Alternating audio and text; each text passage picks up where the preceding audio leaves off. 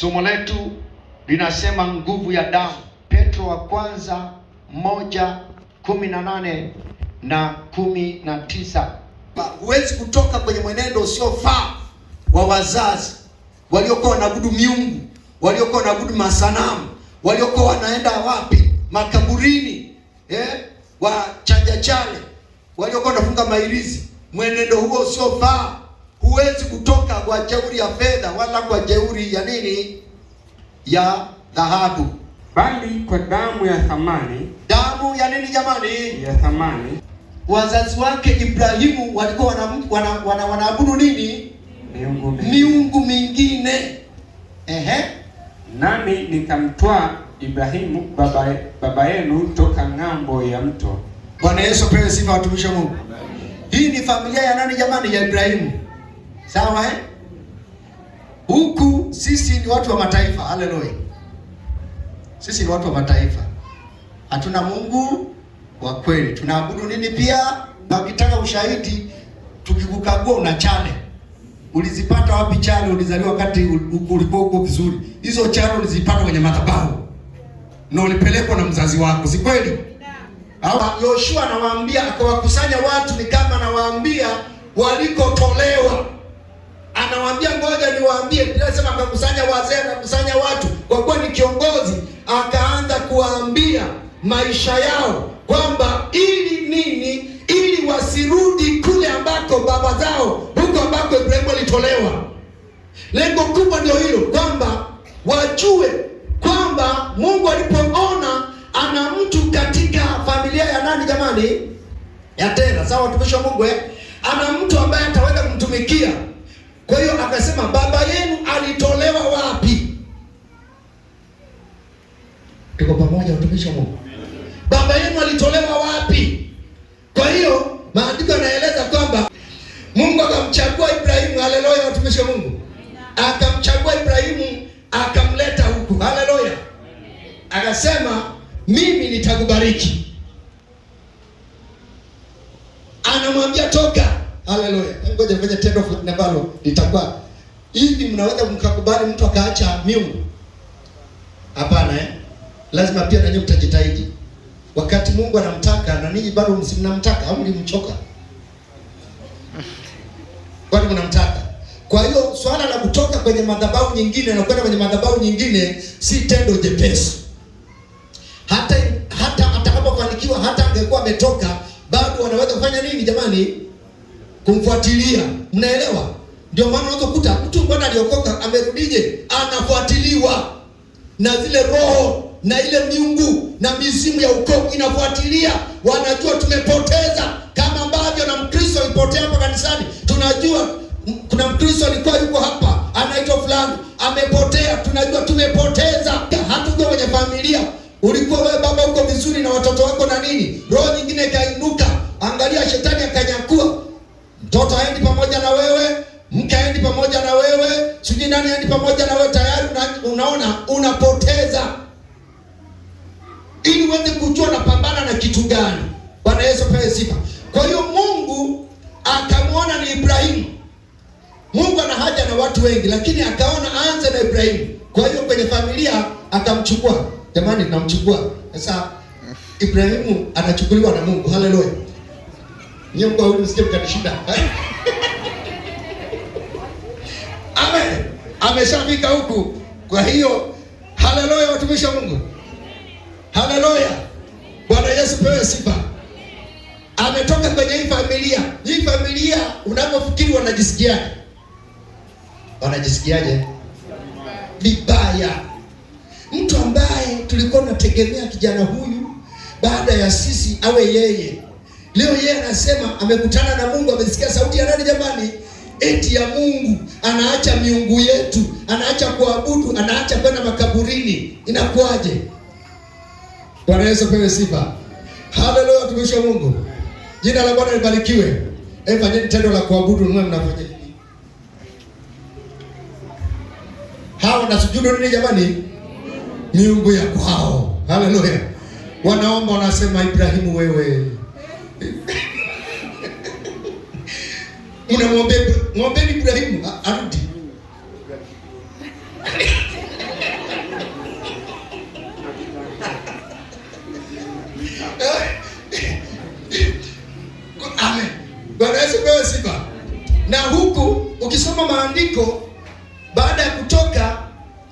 Sasa sijui kama tutakupata mstari. Baada ya kutoka Ibrahimu akafanya nini? Akamjengea Bwana nini jamani? Madhabahu. Bwana akamwambia Abrahamu alipokwisha kutengana na Lutu, inua sasa macho yako ukatazame kutoka hapo ulipo upande wa kaskazini na wa kusini na wa mashariki na wa magharibi, maana nchi hii yote uionayo nitakupa wewe na uzao wako hata milele. Na uzao wako nitaufanya uwe kama mavumbi ya nchi. Ondoka ukatembee katika nchi hii, katika mapana yake na marefu yake, maana nitakupa wewe nchi hiyo. Basi Abrahamu akamjengea Bwana madhabahu huko. Jamani, tuko pamoja? Akatoka kwenye madhabahu akamjengea Bwana nini jamani? Aliyojenga hiyo madhabahu inafanana ile ya kule? Ameijenga sawa na Mungu anavyotaka. Amina. Ngoja namrudisha huyu bwana kwanza. Huyu bwana hakuondoka peke yake, aliondoka na Lutu. Njomba mtu haya. Jamani, haya twende dada, njoo. Na wewe tunaondoka na wewe. Ondoka huyu mwenzenu. Kwa hiyo anaondoka hivyo hivyo. Haya, kwa sababu alikuwa amepambana muda ule. Jina la Bwana libarikiwe. Bwana asifiwe. Nafanya tendo la imani. Njomba hebu kaa.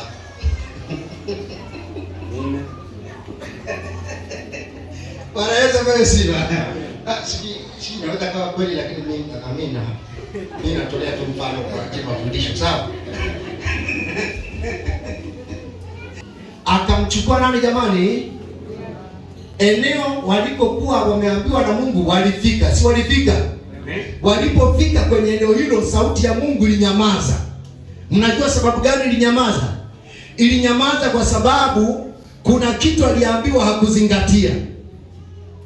Kama ambavyo na wewe unaweza ukasema nimeokoka, natamani nimuone Bwana, ukashangaa sauti ya Bwana ikanyamaza.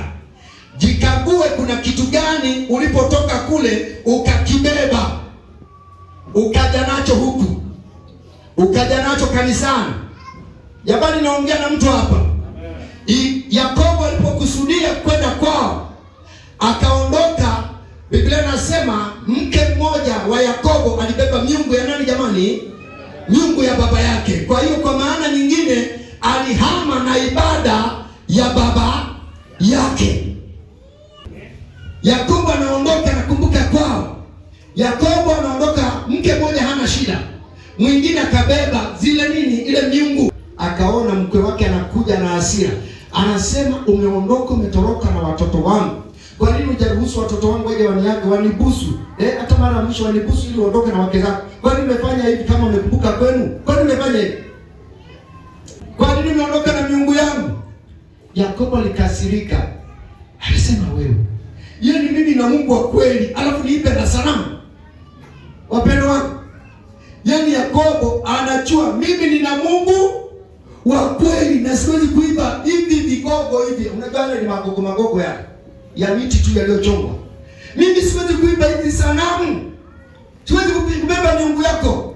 Alikuwa anaongea neno hilo, alikuwa yuko kweli. Lakini ukweli wake aliokuwa na utetea, hakuwa anajua ndani ya familia yake kuna Mungu mwingine yupo.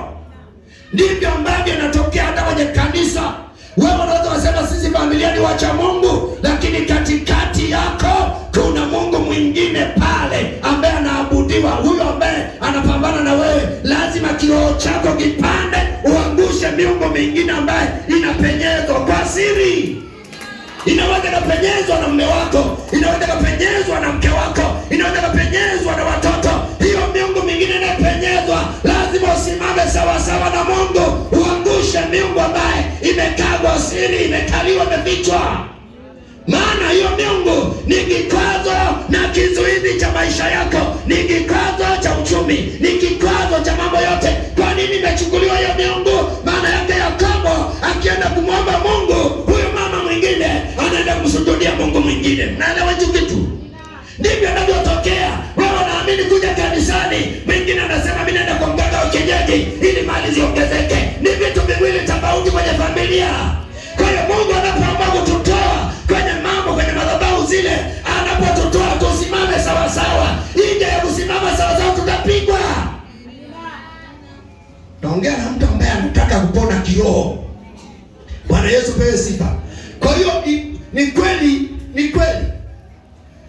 hivyo, ni kweli Yakobo alitoka akidhania nimetoka kwenye ibada ya miungu, nitaendelea kumwabudu Mungu wangu, lakini kuna ukweli nyuma yake kwamba hakujua kulikuwa na Mungu mwingine amefichwa, na maandiko hayasemi huyo Mungu aliishiaga wapi. Sijui Yakobo alipomgundua mteketeza. Bwana Yesu apewe sifa. Labani amekasirika, yule baba anasema, akamwambia tafuta hiyo miungu yako, tafuta. Yule dada alipoona, jamani, hapo kama Mungu cha kukalia, eti Mungu ambaye anaweza kukuokoa wewe unaweza kumkalia. Alipoona baba maana Yakobo aliruhusu na kuambia anatafuta mpaka maandiko anasema Yakobo alikasirika, anasema, wewe mkwe wangu umeshikashika vitu vyangu, kila kitu umeshikashika. Unaona alipojisikia mbaya, yaani kila kitu, kama ni nguo unapekua, kila nini unapekua, unamtafuta Mungu. Jamani, Mungu hautafutwa. Jamani, Mungu si wa kuitwa. Nauliza, Mungu anayetafutwa kwa njia ya kumtafuta Mungu kwenye nguo? Hapana. Mungu wetu tukimwita anaitika katika jina la Yesu. Tukimwita anaitika katika jina la Yesu. Tukimwita anaitika. Huyu Mungu anayetafuta kwenye nguo, huyu sio Mungu. Kwa nini anamfuata? Yule hakuamini kwa Mungu wa kweli. Amina. Ndivyo ilivyotokea pia. Ni kweli Ibrahimu ametoka, lakini sauti ya Mungu ikafanya nini? Ikanyamaza. Nataka nikuambie mpendo wa Mungu, unaweza ukawa kwenye kanisa sahihi kabisa, lakini sauti ya Mungu ikanyamaza juu yako, na unashindwa kuelewa, mbona kimya? Mbona nimeokoka? Mbona nafanya nini? Saa nyingine jikagua vizuri vitu ambavyo uliokuwa unafanya kule, kama umeviacha vyote. Amen. Ibrahimu ametoka na mke wake, ametoka, lakini akamchukua na nani jamani? Inawezekana walikuwa wanapendana na mjomba wake, kumwambia twende. Ibrahimu alipotengana na nani jamani? Na Lutu, ndipo Mungu akamwambia, eneo hili lote nitakupa nini? Uzao wako. Na jambo lingine ambalo alifanya baada ya Lutu kuondoka, alifanya nini? Alimjengea Bwana nini? Madhabahu. Na alipojenga madhabahu akatoa sadaka yeye. Haleluya. Akamwabudu Mungu yeye. Amina, watumishi wa Mungu. Kwa hiyo Ibrahimu alitolewa kwenye miungu. Amina. Alitolewa kwenye miungu, akatoka kule. Jina la Bwana libarikiwe sana. Bwana Yesu pewe sifa. Haleluya. Hawa ni familia ambaye ya Tera. Familia ya Tera iliendelea kubaki. Bwana Yesu pewe sifa. Bwana asifiwe. Hawa ni watu wa mataifa kina sisi. Ya kule kwenye ulimwengu tulizaliwa kwenye madhabahu hizo. Tulichanjwa chale kule. Tulifanywa mabaya kule. Tulitolewa sadaka kule. Familia zilitolewa sadaka kule. Yesu akaja kwenye Petro wa kwanza anasema, nanyi mfahamu ya kwamba mlikombolewa sio kwa vitu viharibikavyo, fedha au dhahabu, mpate kutoka kwenye mwenendo wenu usiofaa mliopokea kwa baba yako ama kwa mama yako. Mwenendo tuliopokea tunauelewa. Jamani, tunaujua, si tunaujua? Kwenye familia hiyo unakuta familia hii ni familia makahaba. Yesu anakukuta kwenye familia ya kikahaba, anakutoa. Yesu anakukuta kwenye familia inaabudu miungu, anakutoa.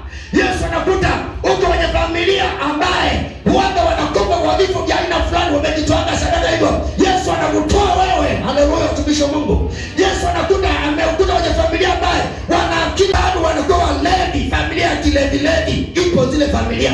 Anaukuta Yesu anakuchomoa kwenye hiyo familia. Haleluya. Haleluya, watumishi wa Mungu. Bwana Yesu pewe sifa. Ndio maana wazee wetu wa zamani walipokuwa hawamchi Mungu, wakitaka kuoa wanakuambia hiyo familia mbaya, hawamchi Mungu.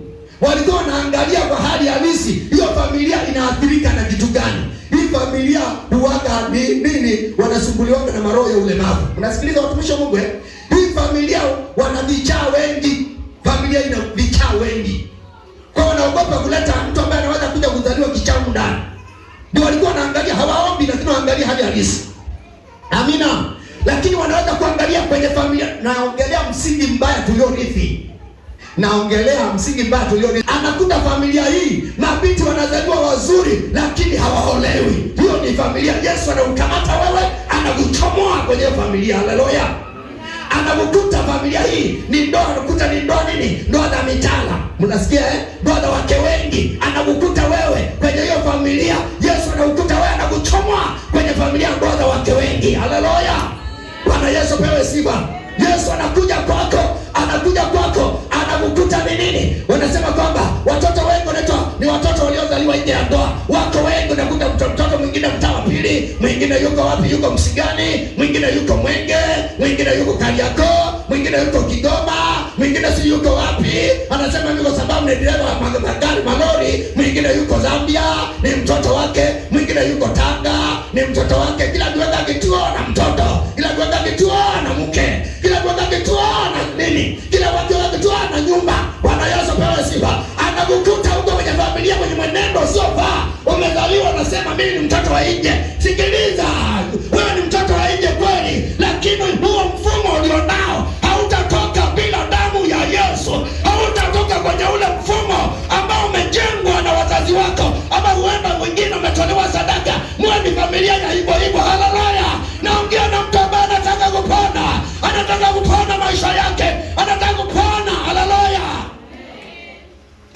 Mwingine anaangalia sikiliza, neno la Mungu linakuweka serious, una focus kwenye neno la Mungu. Alafu unakuwa makini, unamwangalia mchungaji. Acha kuangalia watoto, muangalie Bwana kwenye ibada. Haleluya. Familia, Yesu anakukuta wewe kwenye hiyo familia, anakukamata. Nataka nikutoe, sikiliza, anakuchomoa wewe. Haleluya. Haleluya, tumishi wa Mungu. Haleluya, tumishi wa Mungu.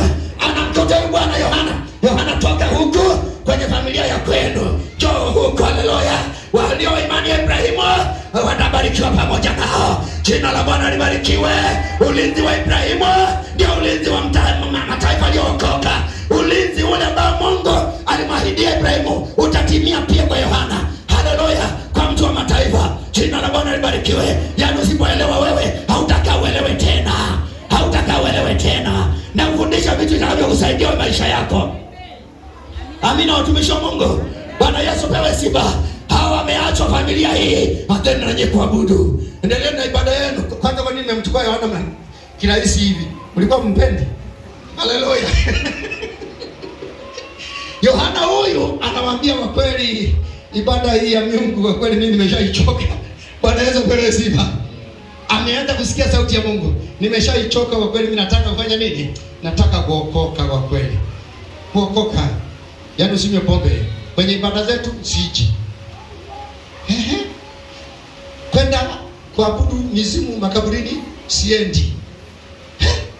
Kunywa pombe zendi. Kwa wake wengi sitaoa na wa moja. Bwana Yesu apewe sifa. Kwa mimi naondoka.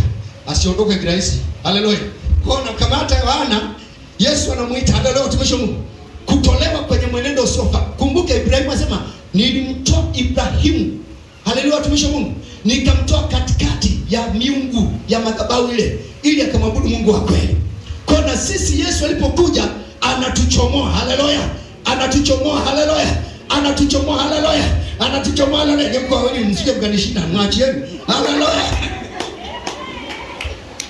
Haleluya. Sasa walio wa Ibrahimu wanakuwa imani moja, ulinzi moja, upendo moja, Mungu moja, ibada moja. Jina la Bwana libarikiwe. Utakatifu moja, kila kitu kinaenda sawa. Jina la Bwana libarikiwe. Sikiliza nikwambie kinachokuja kutokea. Sikiliza, huyu Bwana akifika huku anaendelea na ibada. Inueni mikono yenu kwa ishara ya kumwabudu Mungu. Hawa watu wanamwabudu Mungu. Jina la Bwana libarikiwe. Hawa watu wanamwabudu Mungu. Myahudi na mataifa wote wanamwinulia Mungu. Wanasema wewe Mungu ni mtakatifu. Wewe Mungu ni mtakatifu. Wakati wa una ninyi endeleeni kuabudu. Na ninyi endeleeni kuabudu. Na ninyi endeleeni kuabudu. Jina la Bwana libarikiwe. Hawa wanasujudu miungu yao. Hawa wanasujudu miungu yao. Lakini watakatifu wanasema wewe Mungu unastahili sifa za kuabudiwa ni wewe, wa kusifiwa ni wewe, wa kuinuliwa ni wewe, wa kuheshimiwa ni wewe, wa kupewa sifa ni wewe. Jina la Bwana libarikiwe.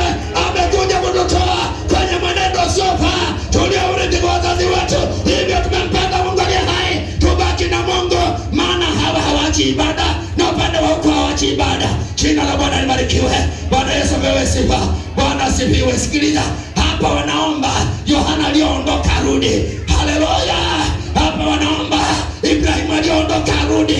Mnasikiliza wapendo wangu? Na ndio maana walikuwa wameokoka. Unashangaa familia inaweza karudi kule, inarudi kwenye hii madhabahu, inarudi huko, inarudi kwenye hii madhabahu. Unashangaa hiyo familia ukaaba naanza tena. Ni kwa nini? Amejitenga na uwepo wa Bwana, amekuja kwenye madhabahu hii tena. Automatically utakuja, pendo usipende, utakushikilia madhabahu. Kwa nini? Biblia inasema roho ikiinuka viwango vya kumwabudu Mungu vinapanda. Roho ikishuka mwili unapanda. Mwili ukipanda juu viwango vya mwili, tayari unarudi kwenye madhabahu automatically. Bwana Yesu apewe sifa. Haya, unaweza kusimama. Tulieni. Jina la Bwana libarikiwe. Naongea na mtu ambaye anataka kupona katika jina la Yesu. Naongea na mtu anataka kupona katika jina la Yesu. Tunamwinua Mungu aliye hai. Kama mabinti hawaolewi, tunatamka wataolewa kwa jina la Yesu. Kama walikuwa wanafeli, tunatangaza wanafaulu kwa jina la Yesu. Kama walikuwa wanakuwa na magonjwa aina fulani ya familia, ninang'oa roho kwa jina la Yesu. Kwa nini kwetu ni sukari? Kwa nini kwetu ni pressure zinatuua? Kwa jina la Yesu, roho ya pressure ni jina, tunaiamuru inaondoka kwa jina la Yesu. Haleluya. Haleluya. Haleluya. Haleluya. Haleluya. Anasema baada kwa jina baya, niwekeni jina langu. Niwekeni jina langu. Anasema mkiliweka jina langu, hapa toeni na sadaka, hapa toeni malimbuko, hapa toeni na shukrani, hapa toeni vyote. Ninaongea na mwana roho ambaye unatamani kupona. Yesu akufungua kwenye vifungo vyote, akufungua kwenye madhabahu, akufungua kwenye madhabahu. Ninaongea na mtu ambaye umeteseka sana. Shida ndio hii hapa, ndio ambaye naielezea. Shida ndio hii, umetoka wewe, lakini saa nyingine usikii sauti ya Mungu. Angalia kitu ulichotoka nacho, angalia kitu ulichotoka nacho, lakini vile vile uelewe kabisa, uelewe vizuri. Pepo anapomtoka mtu huzunguka akitafuta mahali pa kupumzika. Sikiliza, pepo la familia likimtoka mtu huanga linazunguka kwa sababu pepo hilo lina halali, linaabudiwa na hawa watu. Hilo pepo linadai hapa, linaambia kwamba wewe miungu ya wazee, miungu ya nini, miungu ya pale, miungu ya wazanake, miungu ya Wanyatoro, miungu tunayekuabudu chini ya milima mikubwa. Kwenye Kumbukumbu la Torati 12 wanaeleza hivi, miungu tusaidieni mrudisho fulani. Unashangaa mtu anakuwa mvivu kuja ibada, anakuwa yuko tayari kwenye mambo ya Mungu, hayuko tayari kutoa sadaka. Wenzake wanatoa sadaka, hayuko tayari kutoa zaka. Wengine wanatoa zaka kwenye madhabahu ya giza, hayuko tayari. Utakamatwa kiuchumi, usogei, ufanyi chochote, utapiga matime hata kama uko kwa Yesu. Angalia ulichokibeba ndani yako. Bwana Yesu apewe sifa. Kadiri mambo yanavyoendelea, unashangaa huyo baada ya hapo anaanza kusema hapa, mimi sioni faida ya wokovu. Anaanza kusema sioni faida ya wokovu. Si kwamba ni faida ya wokovu, amejitenga na uwepo wa Bwana. Baada ya kujitenga na uwepo wa Bwana, sauti ya Mungu haipo tena. Unashangaa mpendo mwenzetu anarudi tena, anarudi kwenye hii madhabahu. Unashangaa alikuwa anatumika, lakini leo amerudi kwenye hii madhabahu. Anasema kule kwa Yesu hamna kitu, na kuambia kuna kitu kwa Yesu. Bwana Yesu apewe sifa. Ukimkuta huyo mtu umwambia vipi, anasema Bwana mimi siona faida. Ana visingizio viko vingi. Bwana visingizio viko vingi. Mnasikiliza? Ana visingizio viko vingi. Shida sio hiyo, amejitenga na uwepo wa Bwana. Roho ya kusamehe kwake haipo tena. Bwana Yesu apewe sifa. Anashika afe na mtu, anatengeneza sababu zozote. Tunapomshuhudia anajitetea. Baada hapo naweza tukamrudisha tena, akarudi tena, akatukampata tena. Tunamwambia basi simama, angalia ile dhambi na kuziga kwa wepesi. Dhambi na maroho ya ukoo ndio yanakuja haraka zaidi. Dhambi na maroho ya ukoo yaliyokuwa ambaye anafanya kazi kama ni ulevi, unashangaa. Bwana Yesu apewe sifa. Sasa mimi mtoto wa nje. Kuna mgeni yuko hapa, sasa mimi nimezaliwa, mimi ni mke wa ngapi? Sasa sikiliza hiyo roho inapofanya kazi.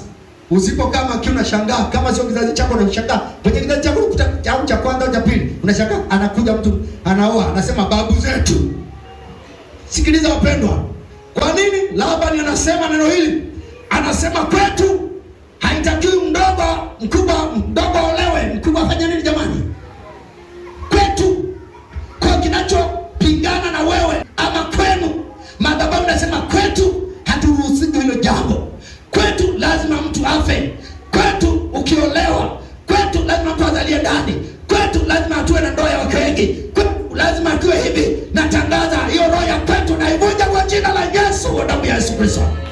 Mungu akutendea muujiza. Hatuwezi kuishi kwa njia kusema kwetu, tunaishi kwa sababu sema kwamba Mungu yuko pamoja nasi. Alafu nasema nini? Na yaweza mambo yote katika yeye anitiaye nguvu, aliye ndani yangu. Jina la Bwana libarikiwe. Haleluya! Tunayaweza mambo yote tukiwa na Yesu. Tukiwa na Yesu tunayaweza yote. Pigia Yesu makofi mengi. Shangilia Yesu. Simama hapo ulipo. Hebu simama, rudini, mbarikiwe sana. Simama hapo ulipo. Sikiliza, naongea na mtu ambaye kila mara umejaribu umefeli, kila mara umejaribu hujaenda, kila mara umejaribu umeshindwa. Njoo na vitu vyako mbele za Mungu. Usiache watoto Misri, wala usiache mali zako Misri, usiache afya yako Misri. Njoo na afya yako, njoo na vitu vyako vyote. Mwambie Bwana, mimi ni wa kwako, mali zangu ni za kwako. Na ndio maana Ibrahimu alikuwa yuko tayari kumtoa mtoto wake. Alijua huyu ni mali ya Mungu, kama ambavyo na mimi ni mali ya Mungu. Jina la Bwana libarikiwe. Nimeongea na wewe kitu ambacho kitakusaidia. Mungu akuponye moyo wako. Nyanyua mikono yako juu. Mungu akusaidie na Mungu akutendee. Nasema mfahamu hivi nyinyi watu wa mataifa, ni damu pekee ya Yesu ndiyo inaweza kuleta msaada. Sikiliza, inawezekana ulishapelekwa kwenye madhabahu na madhabahu hiyo ikakukamata katika mazingira yoyote, kwa sababu ya madhabahu ilipewa familia, na sio hivyo ilishindwa pia. Nyuma yake kulikuwa na sadaka ya wanyama ama sadaka ya kifo cha mtu, kwa njia ile familia ikamatike. Mimi natangaza ya kwamba kwenye Pasaka hii, natangaza neno hili. Sikiliza mpendo wangu, Biblia inasema damu ya Yesu inanena mema zaidi ya damu zingine. Kwa hiyo damu zozote ambazo nyuma yake kulikuwa na mabaya juu yako, naituma damu ya Yesu kwenye maeneo yote katika jina la Yesu. Damu ya Yesu ilete msaada kwa wanandoa wanateseka. Damu ya Yesu ifungue familia ambayo imefungwa kiuchumi. Damu ya Yesu ilete msaada tangu sasa katika jina la Yesu. Damu ya Yesu sababisha watoto wako wasome na wafanikiwe. Maandiko yanasema kwenye Ufunuo 12 ule mstari wa 11, nao wakamshinda kwa damu ya mwanakondoo. Kwa jina la Yesu Kristo tunamshinda aliyekushinda kwa damu ya mwanakondoo. Wakati naongea maneno haya, kama yuko mtu ambaye anajua kupitia njia hii Mungu anasema na wewe, naomba wale ambao wanajua Mungu amesema na mimi, sogea hapa mara moja niweze kuweka mikono. Walioko nyuma utanyosha mikono yako, na watendakazi utumishi wa Bwana tusogelee utumishi wa Mungu hapa kwa jina la Yesu Kristo. Kila nguvu inaishi ndani yako kwa jina la Yesu. Ewe mizimu ya ukoo, ewe roho kwa jina la Yesu. Kwa nini unaishi unafanana na ndugu zako? Kwa nini ulizalia nyumbani na ndugu zako nao pia? Kwa nini hayo mambo yapo kwa jina la Yesu? Kwa nini waliacha shule na wanao wameacha shule? Kwa nini hivyo? Kwa nini hivyo? Ulikuwa na akili lakini umewekewa roho ya kukuachisha, ya kukufanya usifike kwenye hatima. Naita nguvu na moto kwa na magonjwa ya aina moja. Kila mwaka sadaka zinakwenda kwa majini kwa jina la Yesu. Naita moto, naita moto, naita moto, naita moto. Madhabahu ndio kupokea bae unaipitia ni nguvu kamili, ni roho pia. Mungu atengeneze jambo jipya. Yesu tengeneza jambo jipya kwa jina la Yesu. Naona kama Mungu anatenda kwa jina la Yesu, kwa jina la Yesu, kwa jina la Yesu. Kila nguvu kwenye familia ondoka, achia na watoto, achia uzalio wake, achia jina la Yesu. Mwana Mungu aliye hai, naita moto, moto, moto, moto, moto, moto, moto, moto, moto, moto, moto. Funguka leo kwa jina la Yesu. Asante Bwana majana. Aga wende leo kamili. Aga achia maisha udana. Acha kwa jina la Yesu, kwa jina la Yesu. Niko vitumia juu yako na juu yenu kwa jina la Yesu. Na kutoka kwenye madhabahu iliyopokea jina lako, iliyopokea sura yako, iliyopokea Bwana majeshi kwa jina la Yesu. Naita moto, naita moto kwa jina la Yesu. Kila mbaya nazimoa, taarifa mbaya nazimoa, moto kwa jina la Yesu. Yesu utende, Yesu ujibu, Yesu ujibu kwa jina la shikilia hatima ya maisha yako. Mwaka tane wa vizazi na vizazi nyuma kwa jina la Yesu. Namua majini na makata, namua maroho anetesa, maroho haribu, iwe ni elimu, afya kwa jina la Yesu. Afya ya akili, afya ya kiroho, namua toka kwa jina la Yesu. Naita moto, nafuta aibu yako, nafuta kushindwa kwako, nafuta vyote kwa jina la Yesu. Na machika wewe wa Mungu, Bwana kusako, naipiga madhabahu kwa jina la Yesu. Naipiga madhabahu ya baba, naipiga vizazi vina nyuma, naipiga kwa jina la Yesu. Sisimame na ing'oa isiwe kwenye jina lako kali, kwa damu ya Yesu. Mungu akutendee kielimu na mambo yote, mpaka uliwekewa elimu kwa usipoke hapa, na kutoa nyuma na kuweka mbele, na kutoa katikati na kupeleka juu, na kutoa katikati na kupeleka mbele kwa jina la Yesu. Bwana mtenda miujiza, fungua kila kitu ulichofungwa. Kutana na moto, kutana na moto. Piga Yesu makofi mengi. Hakuna roho itakayosimama. Yes, hakuna mamlaka itakayosimama, hakuna jini litakalosimama, hakuna pepo litakalosimama juu ya watu wa Mungu. Haleluya! Shangilia Yesu aliye hai. Umevamiwa na nini? Ni roho gani inatembea na wewe? Kagua nyuma, hiyo roho ilikuwepo. Kagua nyuma, hiyo roho ilikuwepo. Ukipewa kidogo inasimama, inaanza tena. Mungu akusaidie mpendo wangu.